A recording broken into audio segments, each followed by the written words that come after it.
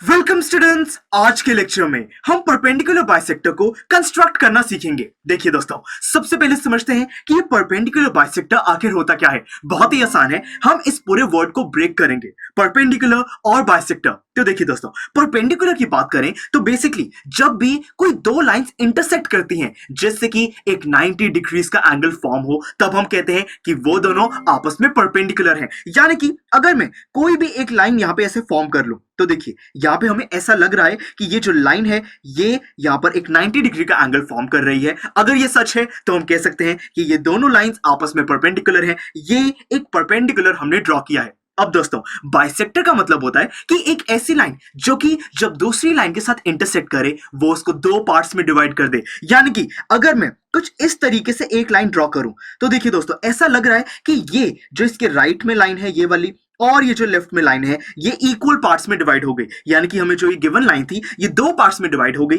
तो कह सकते हैं कि ये जो मैंने लाइन ड्रॉ करी ये इस लाइन का एक हमारा बाइसेक्टर है। अब दोस्तों, परपेंडिकुलर बाइसेक्टर जब हम इस पूरे को ज्वाइन कर देते हैं तब इसका मीनिंग बन जाता है सिंपली एक ऐसी लाइन जो एक गिवन लाइन के साथ जब इंटरसेक्ट करे तब वो एक 90 डिग्रीज का एंगल भी फॉर्म करे और साथ में ये जो गिवन लाइन है इसको दो इक्वल पार्ट्स में डिवाइड भी कर दे। यानी कि दोनों कंडीशंस हमारी यहाँ पे एप्लीकेबल होनी चाहिए। तो देखिए दोस्तों, परपेंडिकुलर बाइसेक्टर क्या होता है ये समझ आ चुका है। अब हम इसको ड्रॉ करना सीखते हैं, कंस्ट्रक्ट करना सीखते हैं। देखिए, ये हमें एक गिवन लाइन है, मैं यहां पर कह देता हूं कि ये है मेरा पॉइंट ए और ये है मेरा पॉइंट बी।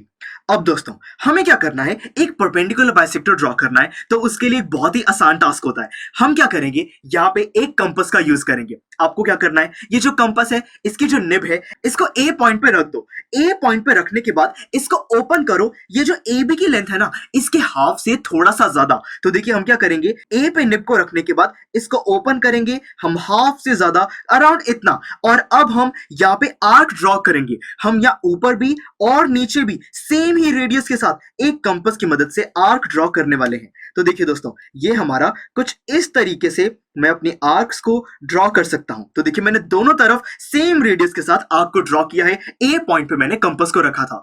अब दोस्तों, जो रेडियस है उसको चेंज नहीं करना, हम सिंपली जो उसी रेडियस के साथ बी पॉइंट पे अब कंपास को रखेंगे और फिर हम दोबारा अपनी आर्क्स को ड्रॉ करेंगे। तो देखिए दोस्तों, दोनों साइड हमने यहां पे भी आर्क्स को ड्रॉ कर दिया।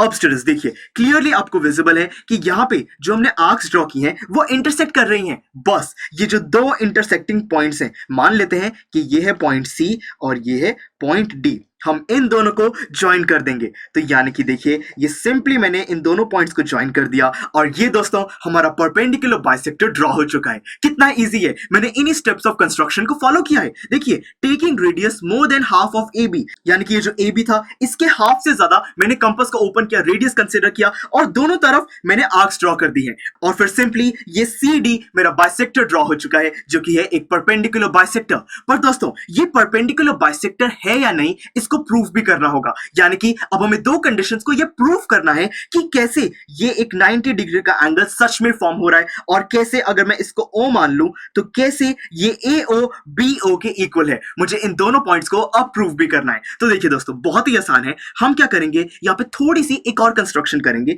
ये जो C और D पॉइंट है इसको A और B से ज्वाइन करना है। यानी कि A को C से ज्वाइन कर दिया, फिर A को D से भी ज्वाइन कर दिया। अब ऐसे ही B को C से ज्वाइन किया और फिर B को D से ज्वाइन किया। अब देखिए, ऐसा करने की वजह से मेरे पास ये दो ट्राइंगल फॉर्म हो गए हैं, ट्राइंगल ACD और फिर ट्राइंगल BCD। तो देखिए, ये दो ट्राइंगल्स मुझे मिल चुके हैं। अब दोस्तों, हमें क्या करना है, हम यहां पर प्रूव करना चाहते हैं कि AO BO के इक्वल है और साथ में ये जो एंगल COB है या फिर एंगल COA है, इनमें से कोई भी एक एंगल हमारा 90 डिग्री का है। क्योंकि दोस्तों, अगर एक एंगल 90 होगा तो दूसरा भी 90 हो जाएगा, क्योंकि ये एक स्ट्रेट लाइन है। ओवरऑल जो एंगल है वो हमारे पास टोटल 180 डिग्री होना चाहिए। दो में डिवाइड करेंगे, एक 90 है तो दूसरा भी 90 होगा। तो देखिए दोस्तों, इस चीज को प्रूव करने के लिए ये जो हमने दो ट्राइंगल्स कंसिडर करे हैं इसको एक बार कॉन्ग्रुएंट प्रूफ कर देंगे।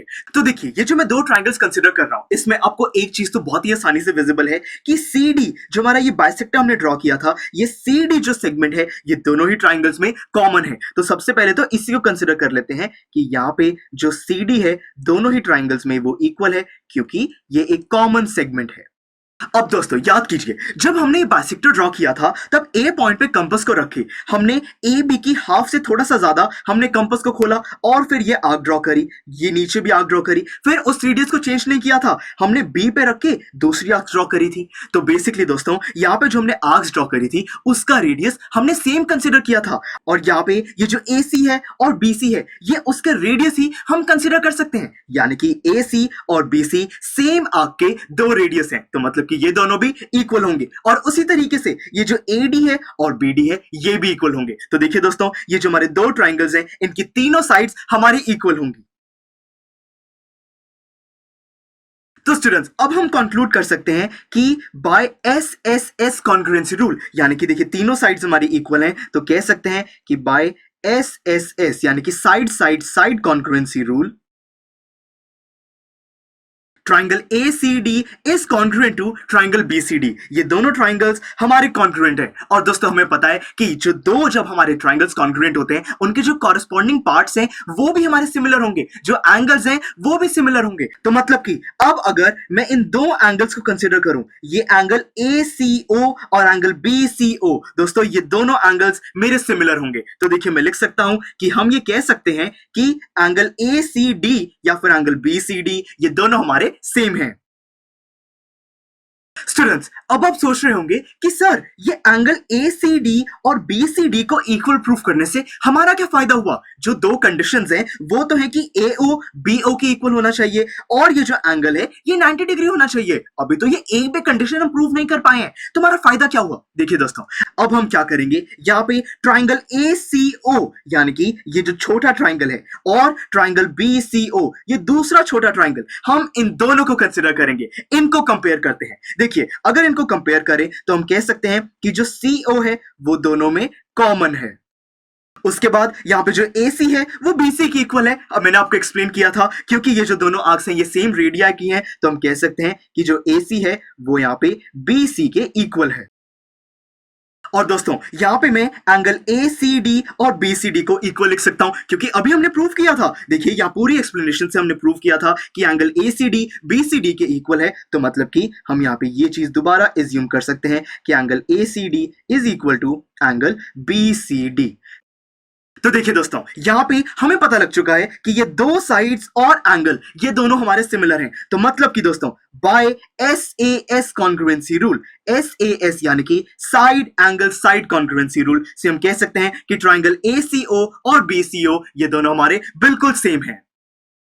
स्टूडेंट्स अब क्योंकि ये दोनों ट्राइंगल्स हमारे सेम हैं तो मतलब कि जो इनके कॉरेस्पॉन्डिंग पार्ट्स हैं वो भी सेम होने चाहिए, मतलब कि AO BO के इक्वल होगा। तो देखिए ये अप्रूव हो चुका है कि जो हमने बाइसेक्टर ड्रॉ किया था ये AB जो हमारी सेगमेंट है इसको दो पार्ट्स में डिवाइड कर रहा है। तो मतलब कि हम यहाँ पे बहुत ही बढ़िया तरीके से कंक्लूड कर सकते हैं कि जो AO है वो हमारा BO के इक्वल होगा, क्योंकि हमने ट्राइंगल्स को कॉन्ग्रुएंट तो प्रूव कर ही दिया था, तो इसके कॉरेस्पॉन्डिंग पार्ट्स भी हमारे इक्वल होंगे। तो देखिए ये बात क्लियर है। अब हमें 90 डिग्रीज प्रूव करना है। हम ये भी कह सकते हैं कि ये जो एंगल AOC है ये एंगल BOC के इक्वल है। अब दोस्तों अगर ये दोनों एंगल्स इक्वल हैं तो उससे ये प्रूव हो जाएगा कि क्योंकि दोनों एंगल्स इक्वल हैं और टोटल ये पूरा एक स्ट्रेट लाइन है, तो मतलब कि 180 डिग्रीज को दो पार्ट में डिवाइड किया गया है और वो आंसर आ जाएगा आपके पास 90।